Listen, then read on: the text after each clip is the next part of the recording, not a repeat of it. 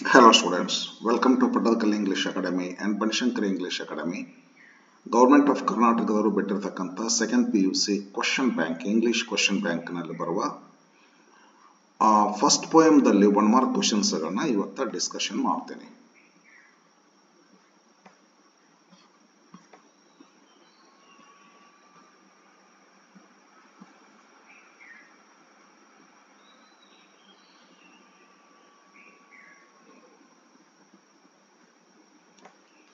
First poem, Romeo and Juliet.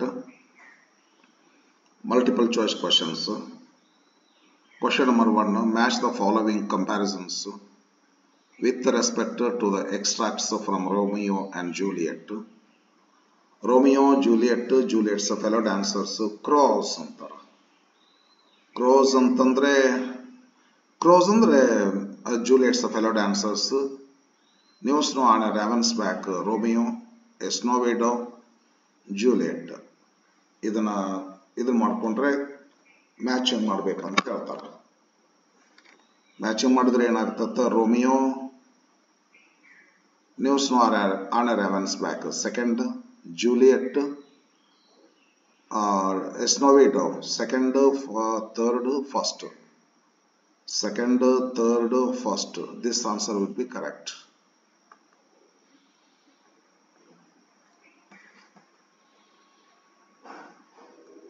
Second, third, first. Second, third, first. Yes. Second question. In Romeo and Juliet, Romeo thinks that Juliet is like sun, moon, star, snow widow. This answer is right.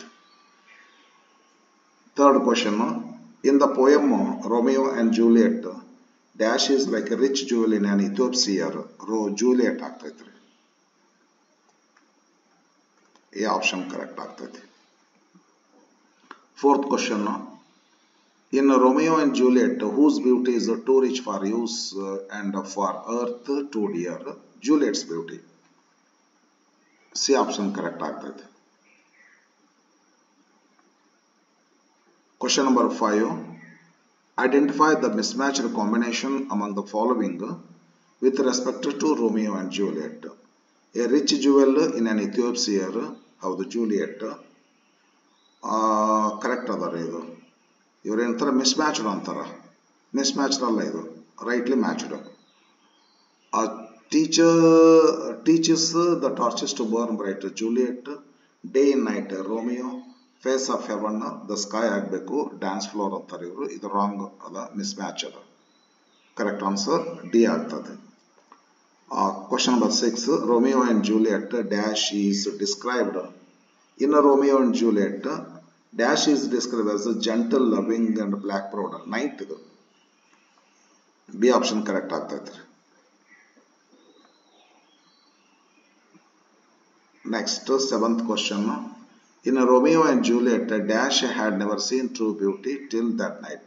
Romeo, I have never seen true beauty till this night ಅಂತ ಹೇಳ್ತಾರಲ್ಲ, Juliet ನೋಡಿದ ಮೇಲೆ ರೋಸಲ್ ನೆನಪಿಸ್ಕೊಂಡು ಹೇಳುವಂತ ಮಾತಿದು. 8th question, according to Juliet, after her death Romeo should be cut in to little stars. ಇದು correct ಆಗ್ತೈತೆ.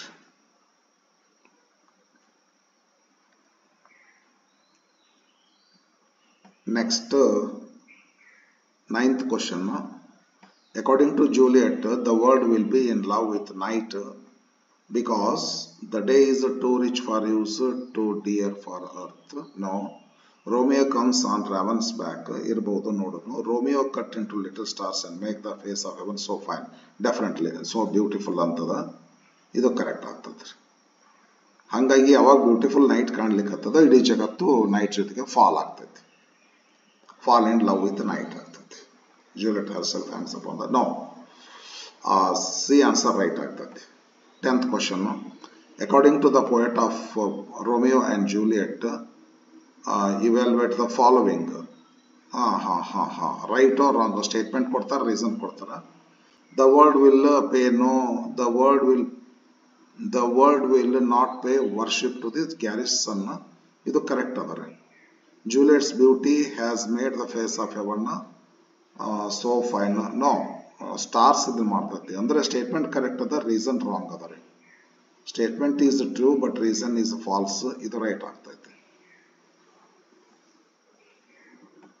11th question. In Romeo and Juliet, the word garish is used to describe Garish's son, last birth ಅಲ್ಲ, ಇದು correct ಆಗ್ತೈತ್ರಿ. Last question. Next 2 mark questions ಬರ್ತವೆ, ತದನಂತರದಲ್ಲಿ ಬಿಡಿಸಿಕೊಡ್ತೇನೆ, ನೋಡ್ತಾ ಇರ್ರಿ, subscribe ಮಾಡ್ಕೊಂಡಿರ್ರಿ. ಒಂಚೂರು ಹೆಚ್ಚು ಕಡಿಮೆ ಆಗ್ತದ, ಕರೆಕ್ಟಾಗಿ ಒಂಚೂರು ಬರೋದಿಲ್ಲ, ನೋಡ್ಕೊಂತಿರ್ರಿ, ಹಾಕ್ತಿರ್ತೀನಿ ಯಾವಾಗ ಸುಣ್ಣ ಹಾಕ್ತೇನೆ. 12th question. Complete the analogy with reference to Romeo and Juliet. Romeo knew snow on a raven's back. ಹೌದು. Juliet, day and night, no. Little stars in the sky, no. A rich jewel in an Ethiopian, correct ಆಗ್ತತಿ. Garish son ಇಲ್ಲ, correct. ಇದು Juliet ಇದಾಗ್ತತಿ, match ಆಗ್ತತಿ. ಎನಾಲಜಿ ಅಂದ್ರೆ match ಮಾಡೋದ್ರಿ. ಈಗ ರೋಮಿಯೋಕ ಇದು match ಆಗ್ತೈತಿ, ಜೂಲಿಯಟ್ಕ ಈ 4ಗಳಲ್ಲಿ ಯಾವ್ದು ಮ್ಯಾಚ್ ಆಗ್ತದ ಅದು ಮ್ಯಾಚ್ ಮಾಡುವ ಅಂದಂಗ. ರಿಲೇಷನ್ ಅನಾಲಜಿ ಅಂದ್ರೆ ರಿಲೇಷನ್. ರೋಮಿಗೆ ರಿಲೇಟ್ ಆಗ್ತಕ್ಕಂಥದ್ದು ಸ್ಟೇಟ್ಮೆಂಟ್ ಇದು. ಈ 4ಗಳಲ್ಲಿ ಜೂಲಿಯಟ್ಗೆ ರಿಲೇಟ್ ಆಗ್ತಕ್ಕಂಥ ಸ್ಟೇಟ್ಮೆಂಟ್ ಯಾವುದು ಅಂತ ಕೇಳ್ತಾರೆ. ಅಂದ್ರೆ ಜೂಲಿಯಟ್ ಡೇ ನೈಟ್ ಅಲ್ಲ, ಲಿಟಲ್ ಸ್ಟಾರ್ಸ್ ಅಲ್ಲ, ಗ್ಯಾರಿಸ್ ಸನ್ನೂ ಅಲ್ಲ, rich jewel in on Ethiopian, ಇದು ಕರೆಕ್ಟ್ ಆಗ್ತದೆ. Okay friends, thank you, see you in the next video. Bye friends.